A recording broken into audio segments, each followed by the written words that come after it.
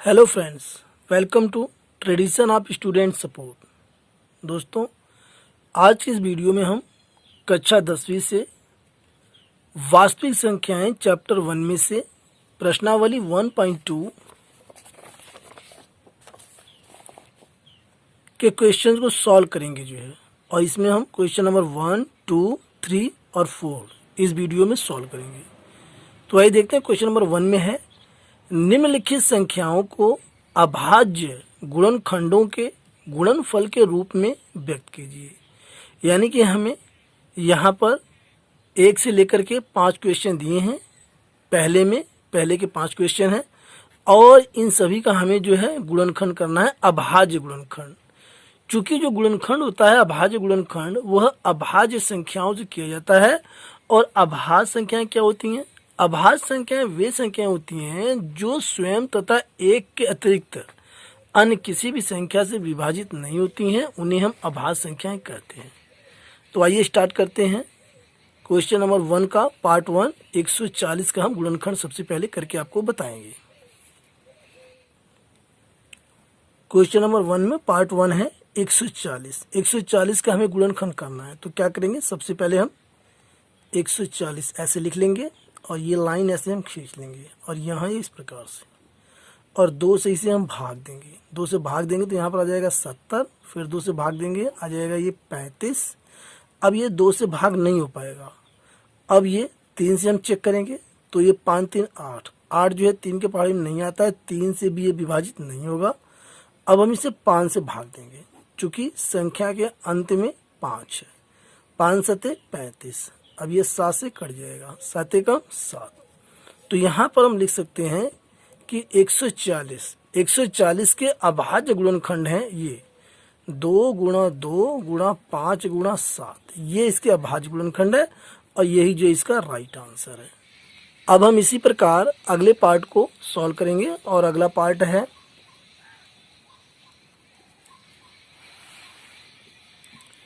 156 का हमें अभाज्य गुणनखंड करना है। तो यहाँ पर 2 से इसे हम भाग दे देंगे। और ये पता कैसे चलता है कि 2 से भाग देना है?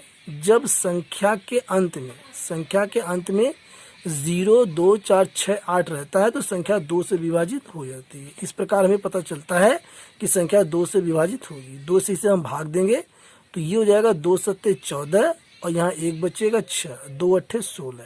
यानी यहाँ पर हम जो भागफल लिखते हैं 2 से हम 156 में भाग देंगे तो भागफल आ जाएगा 78। अब यहाँ पर फिर यह 2 से विभाजित होगा, 2 3 6, 1 बचेगा और ये हो जाएगा 2 9 18। अब ये 2 से विभाजित नहीं होगा। अब यह जो 3 से विभाजित होगा, 9 3 12। संख्या के अंकों का जोड़ यदि 3 से विभाजित हो जाता है तो पूरी संख्या 3 से विभाजित हो जाएगी। यह 3 से भाग देने का ये नियम है। 3 से हम भाग करेंगे, 3 एकम 3 और 3 3 का 9, ये आ गया 13, ये आ गया 13। अब ये 13 से विभाजित हो जाएगा, 13 एकम 13, यानी अंत में 1 आना चाहिए। तो यहाँ पर आप कह सकते हैं कि 156 के अभाज्य गुणनखंड हैं 2 गुणा 2 और गुणा 3 और गुणा 13। यही इसका राइट आंसर है। अगला पार्ट है इसका पार्ट 3 है और पार्ट 3 में है हमारे पास संख्या है 3825। इसका हमें अभाज्य गुणनखंड करना है। तो यहाँ पर यह संख्या 2 से विभाजित नहीं होगी क्योंकि यहाँ पर 0 2 4 6 8 संख्या के अंत में नहीं है। अब हम 3 से चेक करेंगे तो 8 3 11 और 11 2 13, 13 5 18, 18 3 से विभाजित है, इसलिए पूरी संख्या 3 से विभाजित हो जाएगी। अब इसे हम 3 से भाग देंगे तो यहाँ पर 3 एकम 3 और ये 3 दूना 6, यहाँ से बचा 2, 3 7 21, बचा 1, 3 5 15, 1275 आ गया। अब इसे हम जोड़ते हैं तो यहाँ पर 7 5 12 3 15, यह संख्या भी 3 से विभाजित हो जाएगी।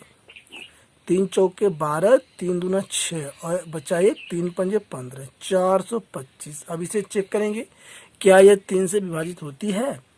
तो यहाँ पर 5 2 7 और 4 11, 11 3 के पहाड़े में नहीं आता है, इसलिए यह संख्या 3 से विभाजित नहीं होगी। अब इसे हम 5 से चेक करेंगे, क्योंकि संख्या के अंत में जब 0 या 5 होता है तो संख्या 5 से विभाजित होती है। 5 से विभाजिता का यह नियम है।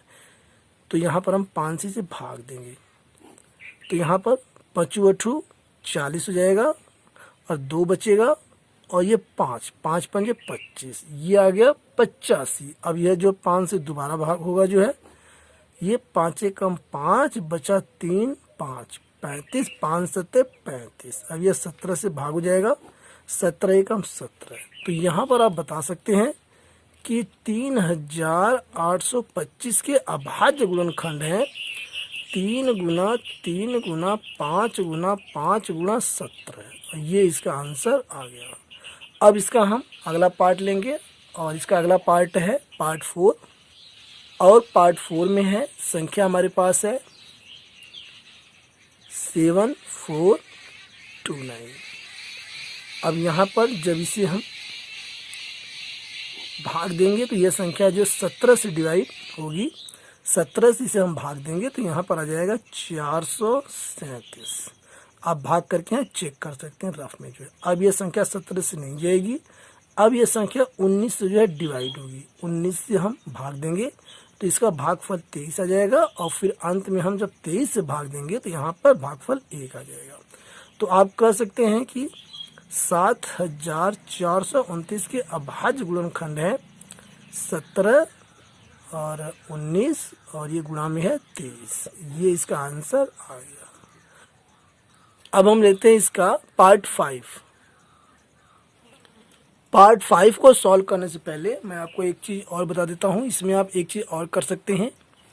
जो ये हमारा पार्ट 1 है, इसका जो आंसर आया है यहाँ पर आया है ये, तो इसे आप लिख सकते हैं, यहाँ पर 2 गुणा 2 है तो इसे आप लिख सकते हैं 2 की पावर 2 और गुणा में 5 गुणा में 7। इसे आप ऐसे भी लिख सकते हैं। इसी प्रकार यहाँ पर जो है पार्ट 2 में है 156 की गुणनखंड है, तो इसे आप लिख सकते हैं 2 की पावर 2, यहाँ पर 2 गुणा 2 है और ये गुणा में 3 गुणा में 13 है। इसी प्रकार पार्ट 3 में आप कर सकते हैं, यहाँ पर है 3 गुणा 3, तो ये हो जाएगा 3 की पावर 2 गुणा में ये 5 की पावर 2 और गुणा में ये 17। ऐसे भी आप कर सकते हैं। ये इसका आंसर आ गया। अब हम सॉल्व करेंगे पार्ट 5।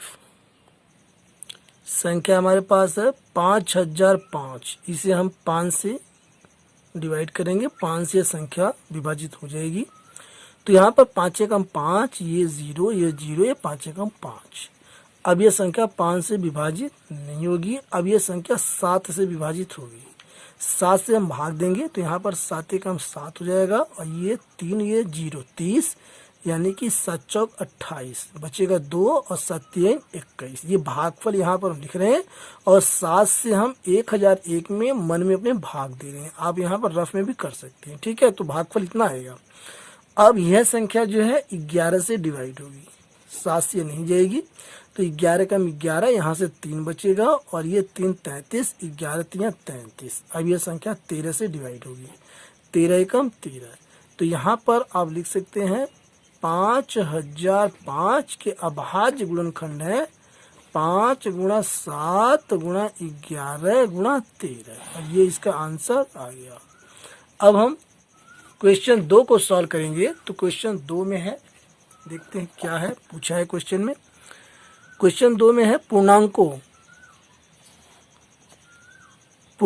के निम्नलिखित युग्मों, यानी कि यहाँ पर युग्म दिए यानी जोड़ा दिया है 26 और 91, और यहाँ है 500 292, और यहाँ है 336 और 54। तो यहाँ पर जो युग्म होता है, युग्म का मतलब होता है जोड़ा या पेयर। युग्मों के एचसीएफ और एलसीएम। एचसीएफ का मतलब होता है मास और एलसीएम का मतलब होता है लस, जिसे आप जो है जानते हैं, पिछली कक्षाओं में आपने पढ़ा है। ज्ञात कीजिए तथा इसकी जांच कीजिए कि दो संख्याओं का गुणनफल बराबर एचसीएफ गुणा एलसीएम है। इसे आप ऐसे भी समझ सकते हैं कि एक संख्या गुणा दूसरी संख्या बराबर लस गुणा मस, या मस गुणा लस। ऐसे भी आप इसको समझ सकते हैं। तो हम क्वेश्चन नंबर 2 को जो सॉल्व कर रहे हैं, और यहाँ पर पार्ट 1 हम पहले इसको ले रहे हैं, ठीक है।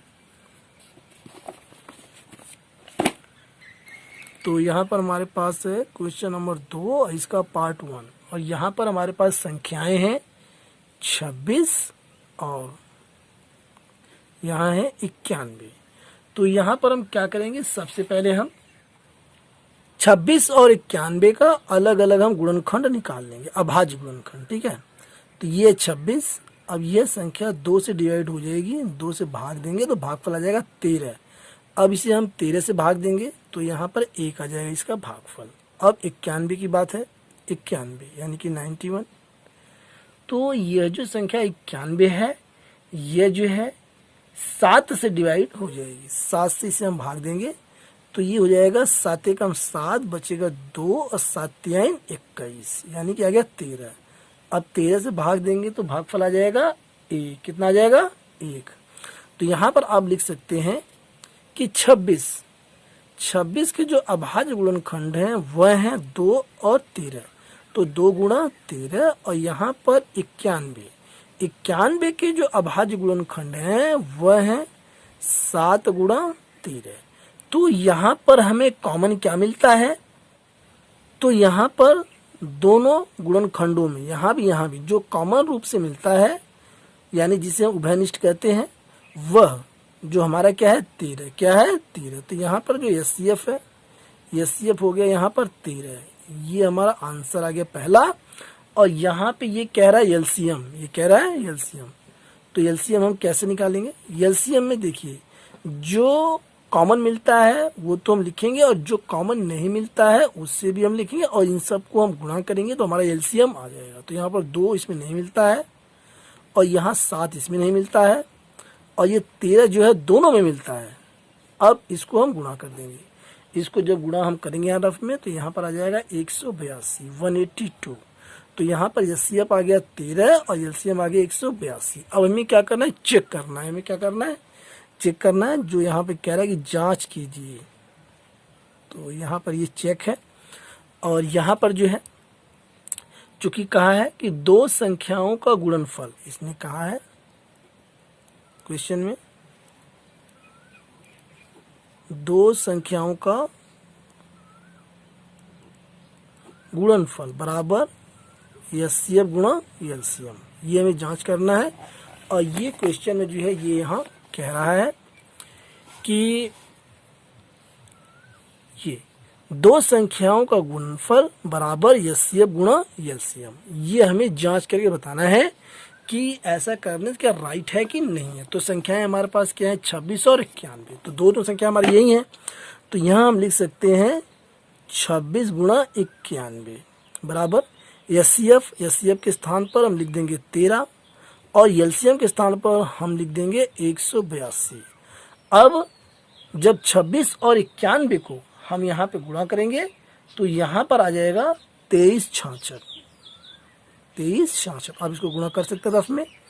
और 13 और 182 को भी जब हम गुणा करेंगे तो यह भी आ जाएगा 2366, यानी कि लेफ्ट हैंड साइड और बराबर ये है राइट हैंड साइड। तो ये हमारा सिद्ध हो गया और ये इसका आंसर आ गया। ठीक है, तो इसी प्रकार जो है आप जो है इसके 2 पार्ट और हैं, और इसमें है पार्ट 2 में है यहाँ पर क्वेश्चन 2 का पार्ट 2 है 510 और यहाँ पर है 92, और इसका तीसरा पार्ट है 336 और 54।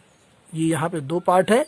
तो इन दोनों क्वेश्चन को आप इसी प्रकार से, जैसे मैंने क्वेश्चन नंबर 2 का पार्ट 1 सॉल्व किया है और इसको मैंने सिद्ध किया है लेफ्ट हैंड साइड बराबर राइट हैंड साइड, इसी प्रकार आप इन दोनों क्वेश्चंस को सॉल्व करेंगे और इसका क्या आंसर आएगा, इसका एचसीएफ एलसीएम और इसका भी एचसीएफ एलसीएम, मुझे आप कमेंट बॉक्स में जा करके इसका आंसर मुझे आप बताएंगे। अब हम सॉल्व करेंगे क्वेश्चन नंबर 3।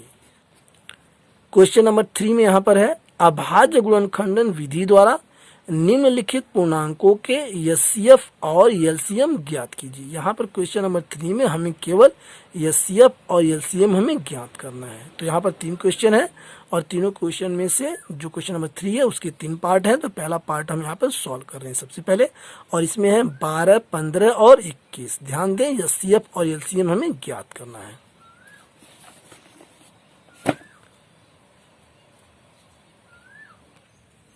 और क्वेश्चन नंबर 3 के पार्ट 1 में है 12, 15 और 21। तो यहाँ पर ये 3 संख्याएं हैं और तीनों संख्याओं का हम अलग अलग जो है गुणनखंड कर लेंगे जो है गुणनखंड विधि से। ये देखिए 12 का हम करेंगे, सबसे पहले ये 2 से विभाजित हो जाएगा, 2 से भाग देंगे, 2 छक्का 12, फिर हम 2 से भाग देंगे, 2 3 6, अब 3 से भाग देंगे, 3 एकम 3। तो ये 12 का गुणनखंड हो गया। और 12 के यहाँ पर गुणनखंड यहाँ पर आगे जो है देखिए 2 गुणा 2 गुणा 3। अब हम 15 का गुणनखंड करेंगे 15। यह संख्या 2 से विभाजित नहीं होगी, और क्यों नहीं होगी इसके बारे में मैंने आपको पहले बता दिया है। अब यहाँ पर जो है हम 3 से इसे विभाजित करेंगे, 3 पंजे 15 और ये 5 एकम 5। तो यहाँ पर 15 के अभाज्य गुणनखंड आगे ये 3 गुणा 5। अब बात करते हैं हम 21 की। तो यहाँ पर 21 का गुणनखंड करेंगे, 3 से भाग देंगे, 3 7 21, फिर 7 से भाग देंगे, 7 एकम 7। तो यहाँ पर 21 के अभाज्य गुणनखंड यहाँ पर हमारे पास आ गए 3 गुणा 7, और हमें निकालना है एचसीएफ। हमें निकालना है एचसीएफ। देखिए कितनी आसान तरीके से इसको हम निकाल सकते हैं एचसीएफ। चूँकि मैंने आपको बताया है एचसीएफ में होता क्या है कि जो गुणनखंड यानी जो फैक्टर तीनों में कॉमन मिलता है वही जो है एचसीएफ होता है।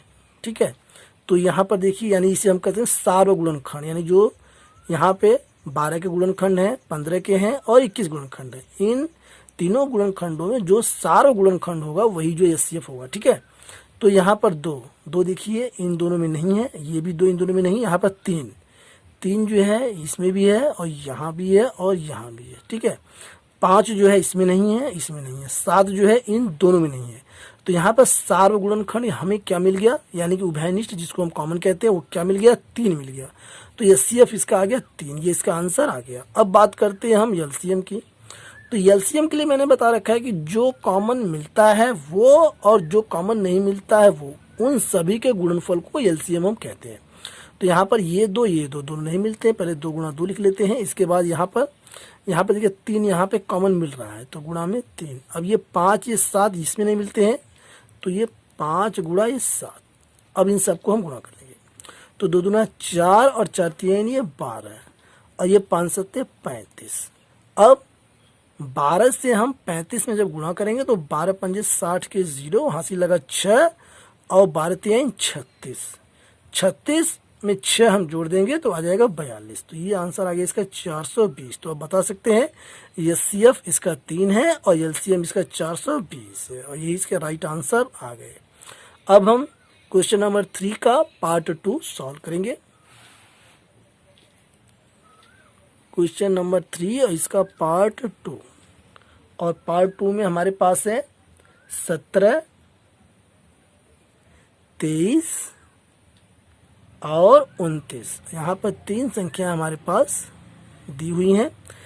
पहली है 17, दूसरी है 23 और तीसरी है 29। तो इन तीनों का हम बारी बारी से जो है गुणनखंड करेंगे। पहले 17 करते हैं। तो 17 जो है किसी भी संख्या से विभाजित नहीं होगा, ये स्वयं 17 से ही होगा, ये अभाज्य संख्या स्वयं है।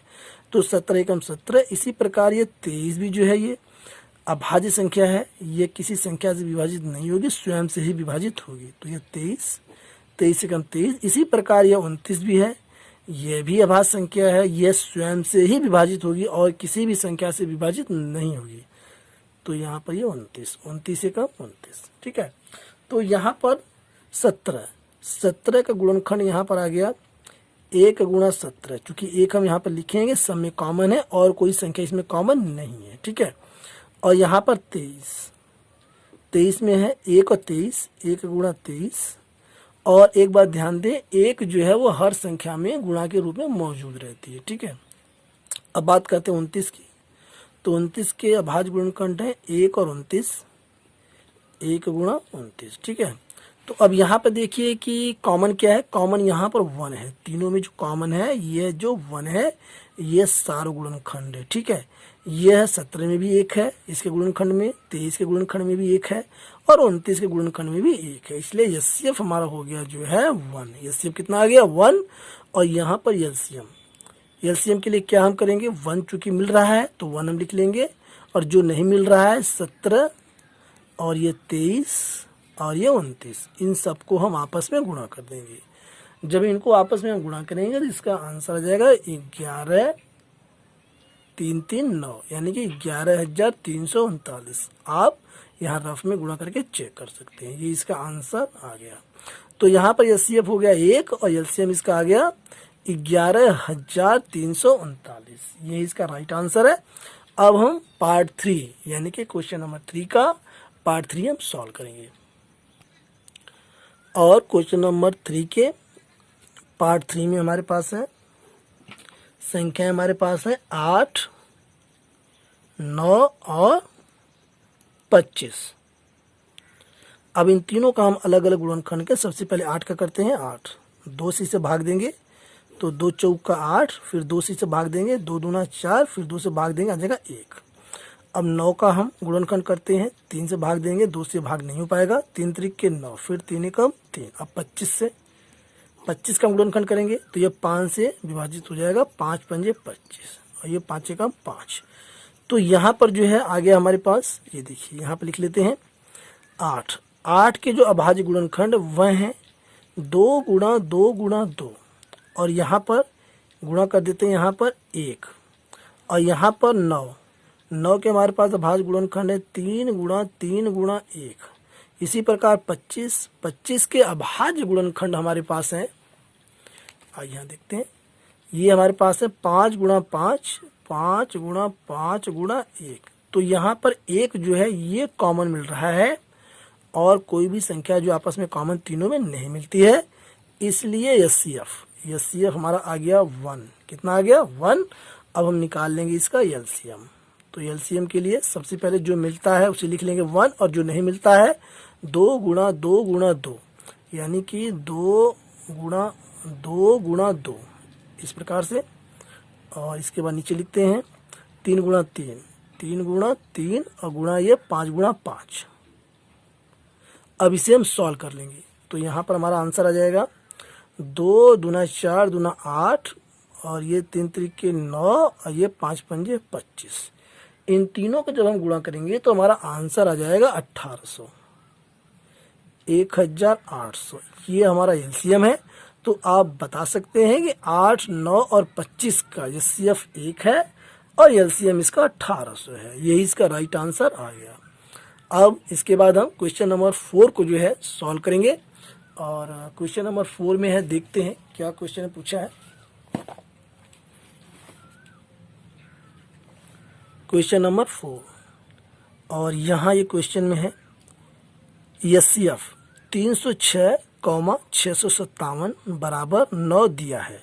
इसका तात्पर्य है कि संख्या 306 और 657 का एचसीएफ 9 है, ये बोल रहा है, दिया है। और एलसीएम 306 और 657 का एलसीएम हमें ज्ञात करना है, एलसीएम हमें ज्ञात करना है। यही हमारा क्वेश्चन नंबर 4 है। ठीक है, तो आइए जो है क्वेश्चन नंबर 4 को हम सॉल्व करते हैं। क्वेश्चन 4, इसमें दिया है कि एचसीएफ ब्रैकेट 306,657 और बराबर ये दिया है 9, यानी कि 306 और 657 का एचसीएफ 9 है, और हमें निकालना है एलसीएम 306,657। इसका हमें एलसीएम निकालना है, और ये है क्वेश्चन मार्क। अब यहाँ से इस क्वेश्चन को हम सॉल्व करेंगे।